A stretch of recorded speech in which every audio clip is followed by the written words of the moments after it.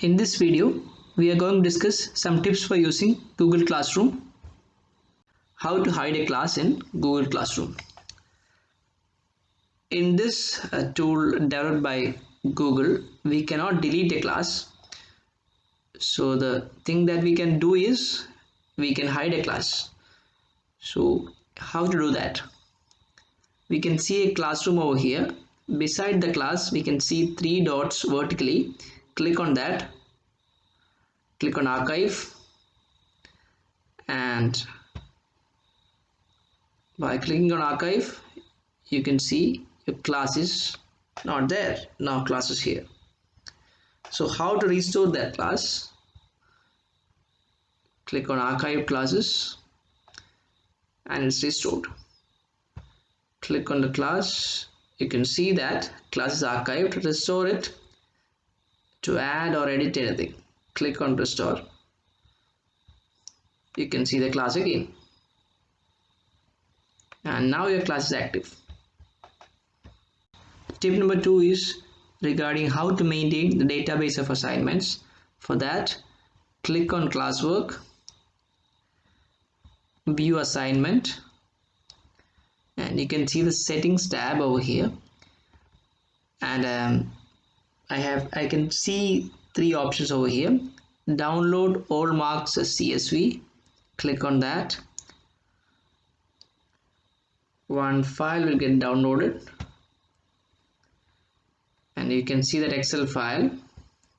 You can see all the details regarding all the assignments over here, all the due dates, the marks scored by each student, the name of the student, etc. So all these things are useful for you if the number of students are more. Like you can have the first name, email ID, assignments, number of assignments, points, the total number of points, etc. and the marks scored by the students are recorded here. So all these details are available in the CSV file. Tip number 3, how to use reuse post option. In the classwork tab, I can see a reuse post option. So when do we use that? If I had created an assignment for the batch 2018 and I want to use the same assignment for the current batch, I can use reuse post option. So click on create reuse post. Now I can see all the assignments I have given over a period of time. I can select either one of them. Now I am selecting assignment number 1. Click on reuse.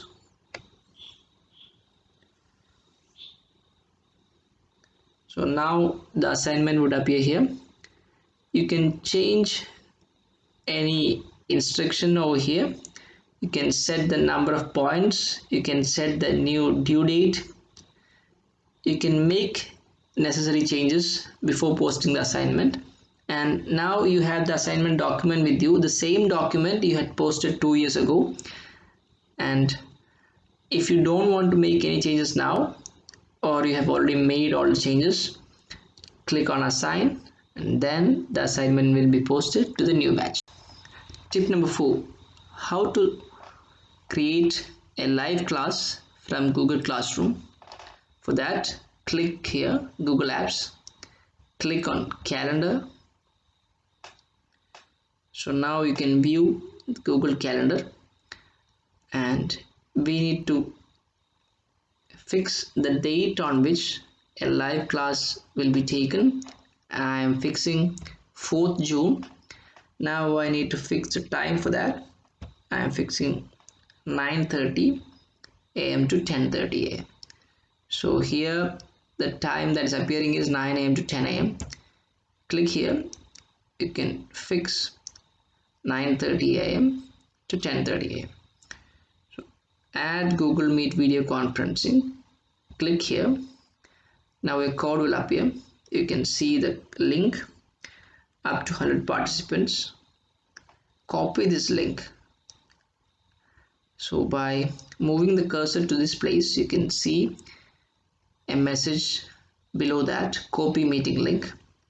Click on that. Link successfully copied to the clipboard. Save. So now the event is saved. Now you can have the code of the meeting. Share something with your class. Go to stream. Share something with your class. Now you're sharing the code with the class. Share with your class. So you have copied the link, paste it over here, and this is a link. Click on post, and now this code is available to all the members in the class. If you want to write any instructions over here, you can do that too. Here you can write any instructions. Next live class